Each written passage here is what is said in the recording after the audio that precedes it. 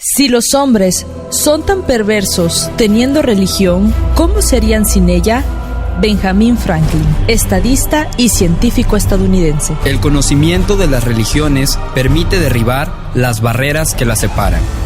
Mahatma Gandhi, político y pensador indio. Me desconcierta tanto pensar que Dios existe como que no existe.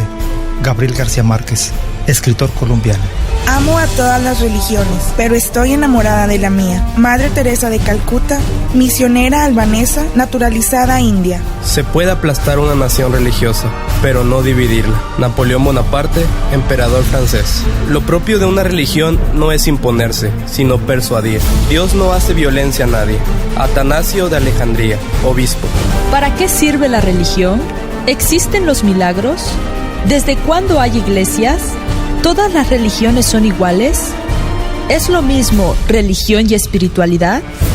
Todos los viernes a las 6 de la tarde, quédese con nosotros a escuchar el programa El Mundo de las Religiones. Entrevistas y comentarios en torno al apasionante mundo de las religiones, con José Luis Ramírez e invitados.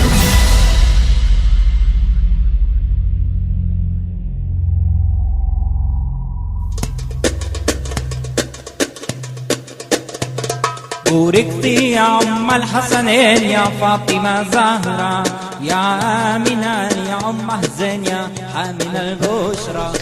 Muy buenas tardes, estimados radioescuchas. Bienvenidos a su programa de los viernes, El Mundo de las Religiones. José Luis Ramírez, desde la cabina de Frecuencia Tech Conciencia en la radio 83-85. Bueno, pues en este día queremos primero dar la bienvenida al invitado que tenemos para hoy, para este programa de hoy, que es el pastor Ángel Sanabria. Bienvenido, pastor.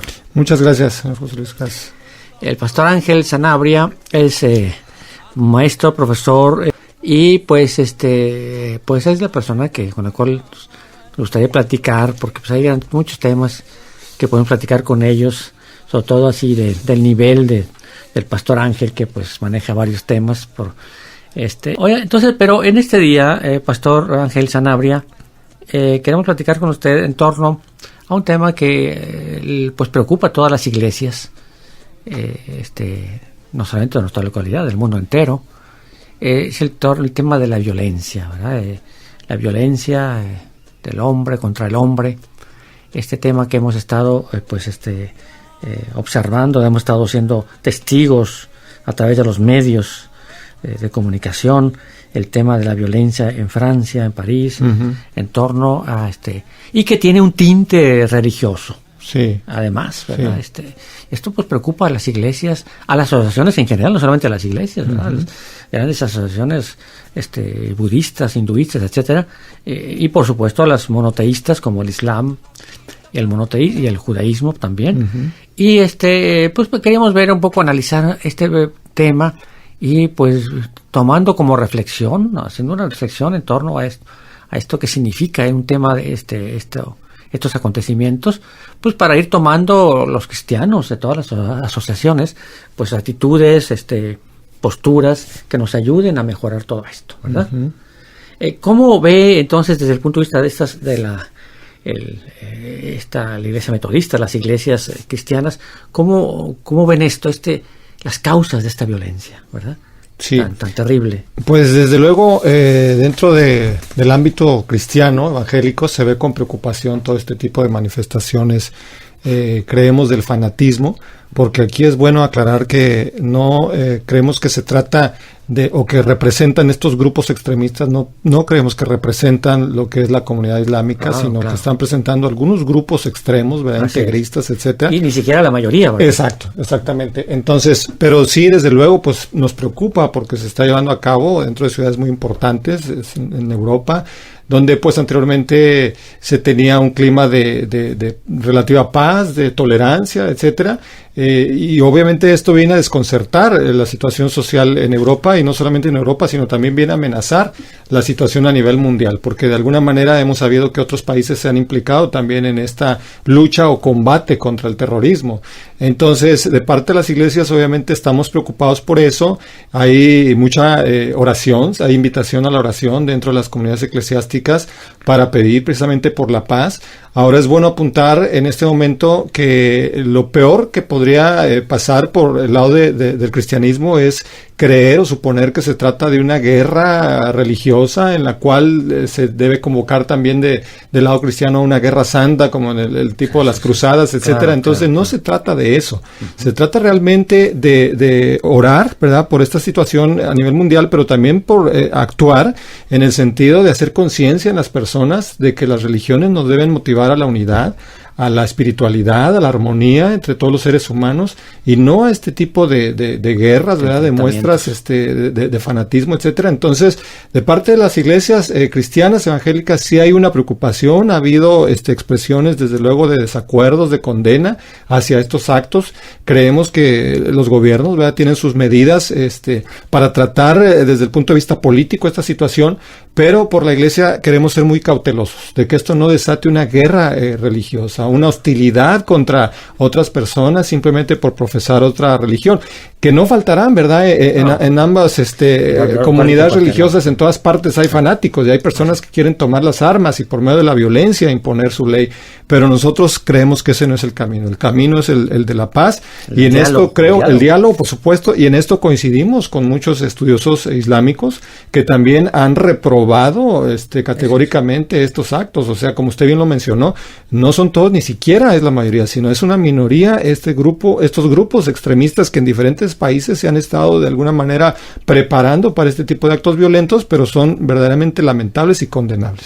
Pero entonces no existe como tal, entonces un conflicto con el Islam, o entre Occidente e Islam. Como tal no hay, o sea, desde el punto de vista incluso sociológico, político o religioso, por supuesto, no hay un conflicto con el Islam. No es con el Islam el conflicto. Sí, por supuesto que no, es lo que estamos diciendo. No es de una religión contra otra religión, sino realmente es aquí detectar e identificar que son grupos extremistas, grupos de fanáticos que están, creemos, dando una interpretación también equivocada a los textos sagrados sobre los cuales se basan, que sería el equivalente, repito, a lo que en algunos momentos de la historia llegaron a ser algunas personas que se decían cristianas, también amparándose en algunos pasajes de la Biblia, querían tomar las armas e ir a imponer por medio de la violencia también la fe cristiana. Entonces, tan como reprobamos aquellos actos, ¿verdad?, que quedaron en el pasado, y es un pasado oscuro, negro dentro de la historia de la cristiandad, como reprobamos estos nuevos actos que ahora por parte del Islam se quieren llevar a cabo.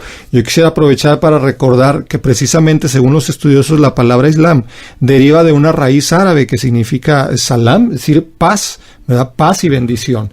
Entonces, en ese sentido que nosotros queremos que dentro de la comunidad islámica se valore precisamente lo que significa el propio nombre, el origen, inclusive el saludo que se hace entre los hermanos musulmanes es precisamente un saludo de paz. Entonces, eso es lo que queremos, que haya paz, ¿verdad?, en todos los sentidos, tanto de la comunidad islámica hacia los cristianos como de parte de los cristianos también hacia ellos. Ahí, y por supuesto, hay más de alguna sura que lo cita, ¿verdad?, más de alguna de las suras, estas, para nuestros escuchas, son estos versículos que contiene el Corán, ¿verdad? Las suras se llaman. Sí.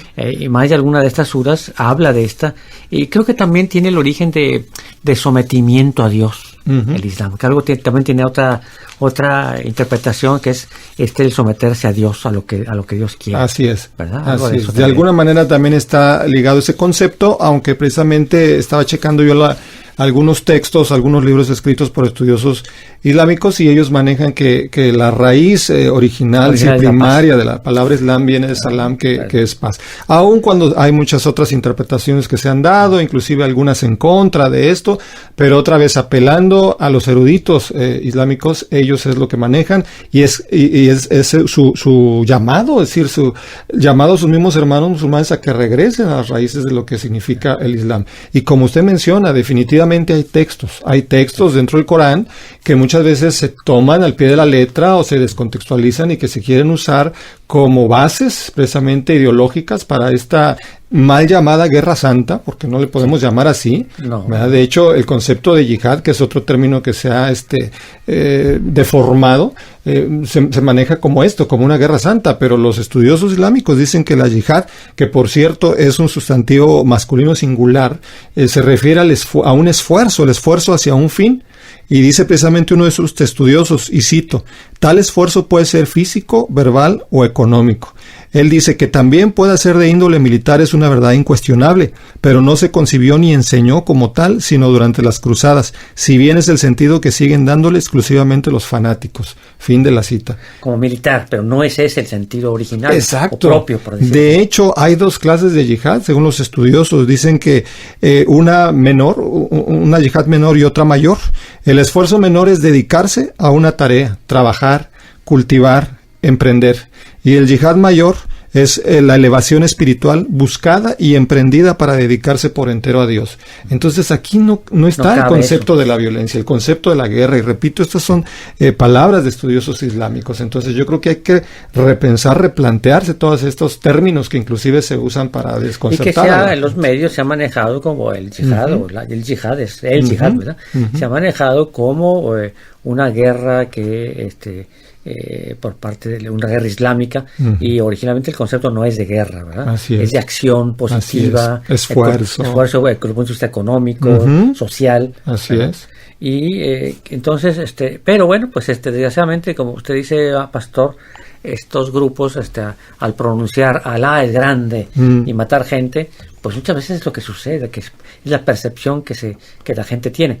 Pero estos, digamos, ¿cuántos de esos millones de musulmanes que hay en el mundo, cuántos son terroristas? Pues son ni un 0.000%, ¿verdad? Exacto. 0.01%, no sé, ¿verdad? O sea, no es así. Pero bueno, pues ojalá que poco a poco vaya cambiando la percepción. También depende, yo creo, que de las asociaciones y distintas asociaciones musulmanas y las distintas tendencias que hay, ¿verdad? Chiitas, sunitas, etcétera, vayan ellos manifestándose, como lo ha hecho, si no tengo por ahí la nota. En Francia hay un consejo del culto musulmán, es como son los que dirigen, digamos, todas las sinagogas que están en Francia. El consejo. Mezquitas. Dije sinagoga. Que dirigen todas las distintas mezquitas que están en el territorio francés, el consejo de culto musulmán. Y ellos se pronunciaron inmediatamente de que cuando pasaron estos acontecimientos en Francia, se pronunciaron inmediatamente condenando estas acciones y diciendo que esto no es el Islam. Claro. Bueno, pues ojalá y todas las demás asociaciones vayan tomando cartas en el asunto y vayan pronunciándose y colaborando, porque es verdad que en algunas de estas mezquitas, poquísimas por supuesto, en unas contadas mezquitas, se ha propagado este odio, pero son contadas, ¿verdad? La mayor parte de las grandes mezquitas que están por ahí en Europa, en Francia, en Italia, en España, pues es el culto que se hace normal a Dios, Alá, ¿verdad? Y que no tiene que ver nada con esto. ¿Qué otra cosa podemos añadir a esto, pastor? Bueno, yo también quiero pensar que así como cuando se observan extremismos dentro de la corriente cristiana, nosotros apelamos a aquellos pensadores profundamente espirituales, promotores de la paz, inclusive del ecumenismo, etcétera, de la armonía entre todos los hombres. Yo creo que también es bueno que los musulmanes, los islámicos, nuevamente retomen aquellas tradiciones que tienen una propuesta pacífica, de concordia, etcétera, que las hay inclusive en el mismo Corán. Yo tengo por aquí una cita de la Sura 5:8, donde dice: creyentes, sed íntegros ante Dios cuando dispongáis con equidad, que el odio a una gente no os incite a obrar injustamente, sed justos, esto es lo más próximo al temor de Dios, y temed a Dios, Dios está bien informado de lo que hacéis.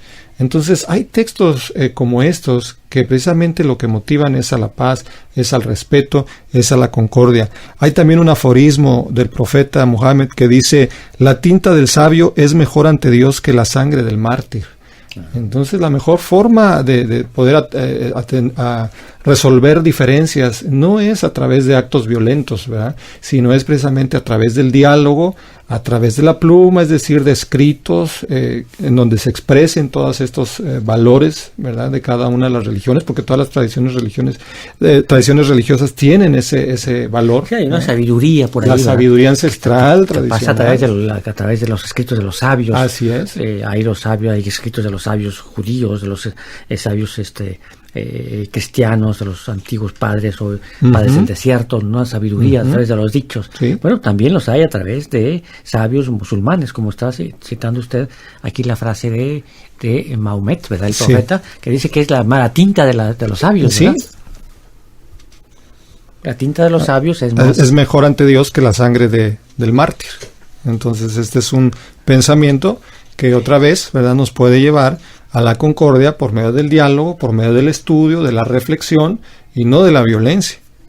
Inclusive hay también una corriente dentro del Islam que es el sufismo, ¿verdad? Es decir, ese Islam místico, ¿verdad?, más espiritual. El sufismo, los sufitas. Que tiene una gran riqueza también en este sentido y una gran aportación para la situación que está viviendo actualmente. Por ejemplo, hay una oración sufí muy bonita que dice: Dios mío, dilata mi corazón para que dé cabida a todas tus criaturas, si no, pulverízalo, para que atomizado de esta manera, cada uno pueda recibir una parte.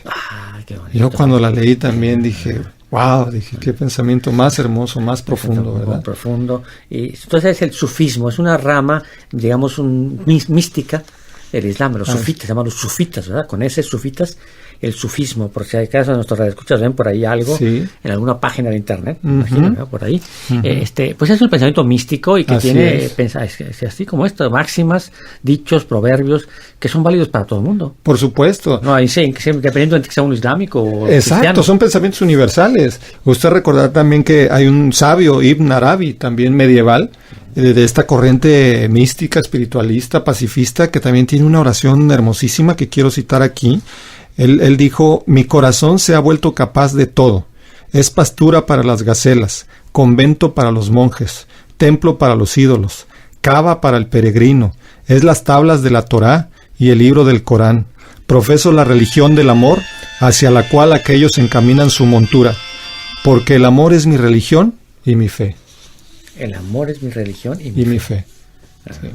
Pues eso también es profundo y claro, coincide por supuesto con muchos versículos bíblicos, ¿verdad?, que tenemos nosotros. Así es. En los cristianos, en la Biblia, ¿no? Sí. Coincide con Dios es amor, todo esto, ¿no?, que dice San Juan, ¿verdad? Así es, y muchos textos también en el Nuevo Testamento que nos invitan a la paz, que nos hablan precisamente de la concordia, de la paz, de la unidad, del amor.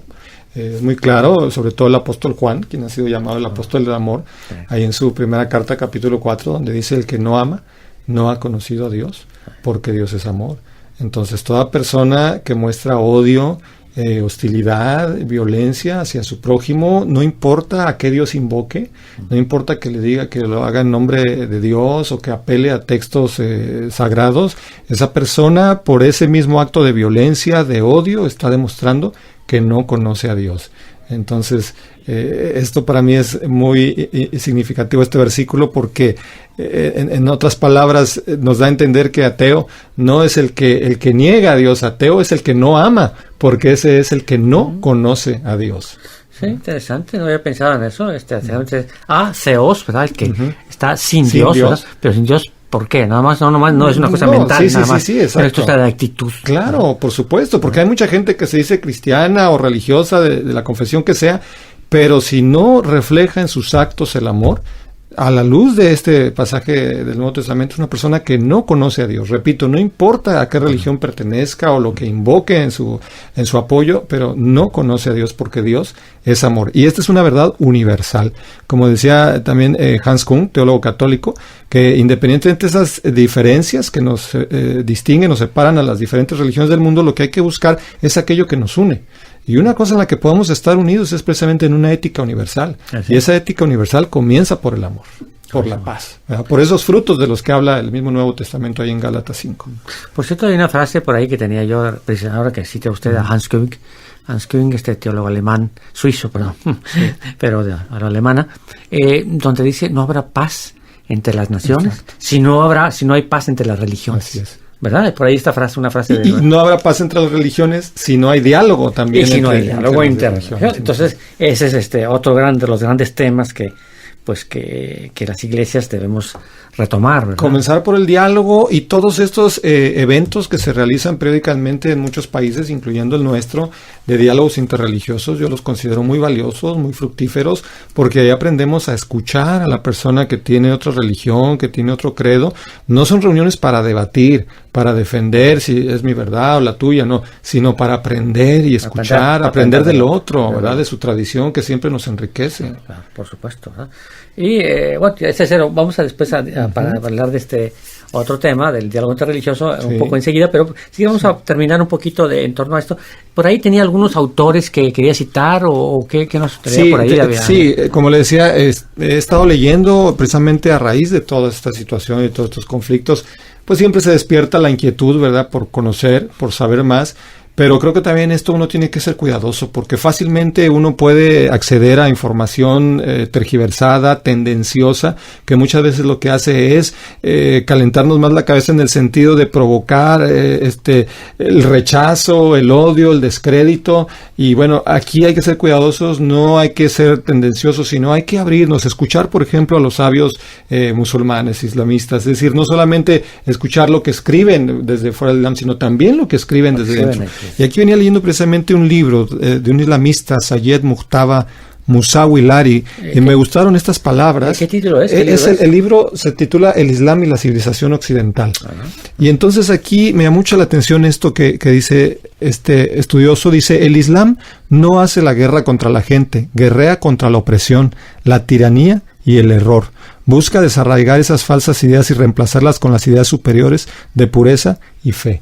Entonces, si estos fueran lo que estuviera en mente, ¿verdad?, estos conceptos, estas ideas en la mente de todos los musulmanes, y no solo los musulmanes, sino de todas las personas, si buscar la paz, buscar la pureza, buscar la justicia, ¿verdad?, el respeto a la diferencia, pues no tendríamos estos conflictos, ¿verdad?, que se están ahora viviendo tan terribles.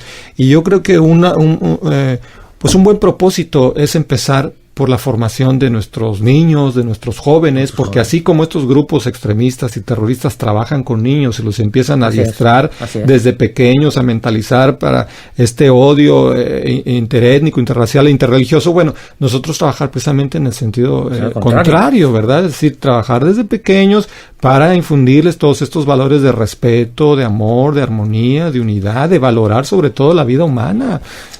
Desde el punto de vista, por ejemplo, del cristianismo, tenemos unas enseñanzas maravillosas acerca de esto, acerca de la Biblia nos enseña que el valor de un ser humano es infinito, es decir, no tiene precio, ¿verdad? Recuerdo hace algunos años haber estado en La Habana y vi una frase muy hermosa por ahí en la entrada de un panteón, de un cementerio, que decía algo así como, una frase del Che Guevara, por cierto, que decía que una vida humana vale más que todos los tesoros del hombre más rico del mundo. Y me gustó, me llamó la atención, pero me puse a reflexionar que en la Biblia inclusive a la vida humana se le da un valor todavía más alto, porque a la luz de la enseñanza bíblica una vida humana vale la vida de Dios. ¿Cómo lo sabemos? Porque en el Evangelio de San Juan, capítulo 3, versículo 16, que muchos han llamado el corazón de la Biblia, dice: de tal manera amó Dios al mundo, que dio a su Hijo unigénito, para que todo aquel que en él cree no se pierda, sino tenga vida eterna. Ahí nos está diciendo que Dios dio su vida para salvar al ser humano. Así es que un ser humano, así hubiera sido uno el que necesitara salvarse, Jesucristo hubiera venido a dar su vida por ese uno. Así que una sola alma, una sola persona tiene el valor de la vida de Dios. Sí, por ahí los textos aquellos de paulinos, hemos sido adquiridos a un precio, la sangre de la sangre de Cristo. Ese no con oro ni con plata, sino con la sangre de un cordero. O San Pedro, el texto de San Pedro. Sí, Pablo. De San Pedro. ¿No? Y bueno, qué interesante, pero bueno, pues ella quiere decir que en el fondo hay una cierta, en el fondo hay una comunión del pensamiento entre las grandes religiones, ¿verdad? Estamos así en esto, ¿verdad? De que está ahí al origen de todas estas, de los grandes monoteísmos. Así es. Está ahí, ¿verdad? A propósito, además, volviendo un poco al saludo, eso que decía de que el Islam, paz, ¿verdad? Los judíos tienen el saludo de Shalom. El Shalom. Que es la misma raíz, ¿verdad? Shalom quiere decir paz, ¿verdad? Así es. Es la misma raíz que es... Por supuesto, y que, por cierto, estos conceptos que nacen en estas culturas del Medio Oriente cuando utilizan estos términos, ya sea el salam o el shalom, entendamos que cuando hablan de paz no se refiere meramente a una ausencia de conflicto, de guerra, sino a un estado positivo de bienestar, de armonía, de justicia, de equidad, de amor. Sí, no es más una que no pase nada, sí, sino que hay una intercambio, hay todo un desarrollo, claro, ¿verdad? No es la paz de los cementerios, ¿verdad? Exacto. O de esa expresión, ¿verdad?, común que tenemos de déjame en paz, simplemente déjame tranquilo, quiero estar solo. No, es algo que nos incluye a todos, ¿verdad? Una comunidad entera. Vamos a hacer una pequeña pausa para nuestros promocionales. Estamos con el pastor Ángel Sanabria de la Iglesia Metodista, y en torno a problemas de la violencia, las asociaciones cristianas frente al problema de la violencia. Este es el mundo de la